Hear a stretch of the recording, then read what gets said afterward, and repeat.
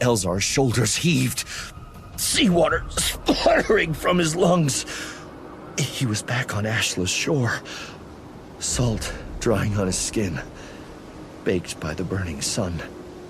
He looked around, eyes still blurry, trying to focus on the golden sands that stretched out to either side of him. Wing moths circling in the sky above, ready to pick the flesh from his bones.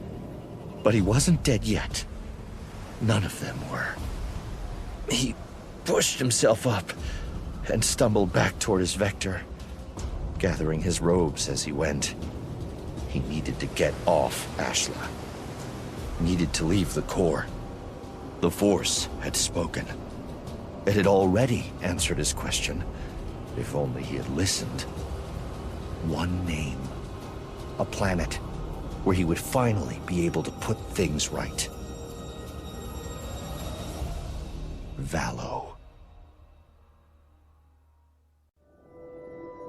Chapter 1. The Rystan Badlands. A comet plowed into the ice field, setting off a devastating chain reaction. Asteroids and space rocks bounced off one another like billiard balls. The only difference here was that most of the balls weighed millions of tons and could crush a ship like an egg. Those that weren't completely obliterated by the impacts were reduced to razor-sharp shards that only added to the wave of destruction. No spacer entered the Rystan Badlands lightly. The ice field was filled with the twisted wreckage of cruisers that had attempted to run the gauntlet of colliding planetoids and failed. On a good day, it was a dangerous, idiotic endeavor. On a bad day, it was suicide. Today was a very bad day. The squall spider bucked as it weaved through the spinning rocks. The craft was small, barely larger than a shuttle, but it was fast and as maneuverable as any of the Jedi's famed vectors. In fact, anyone watching the strange arachnid-like craft could have been forgiven in thinking that a Jedi sat at the controls.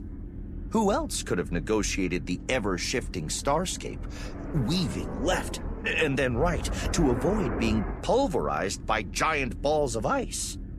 But the being in the pilot seat couldn't have been further from a Jedi. The Jedi were the defenders of life and light the galaxy over. They lived for others, never for themselves, maintaining peace and harmony wherever they roamed. In short, they were heroes. Udi Dis, on the other hand, had been born a Talortai, but now only identified as a Nihil. As broad as he was tall, the avian had dedicated his life to piracy and plunder, taking what he wanted and decimating whatever was left. It wasn't a noble life, but it was the only one he knew, and it had given him a place in the universe that had repeatedly spat in his face. The only thing Dis had in common with the Jedi was his connection to the Force. Many Talortai were sensitive to the energy field that bound the universe together, but few of his species ever made use of it. The cowards. They said it wasn't their right, that to do so was somehow immoral.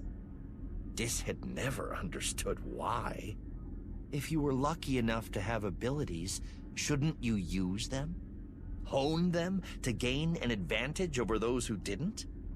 This was why the majority of Talortai were doomed to remain where they were, scratching out a meager existence on Talor, while he was out here in the stars.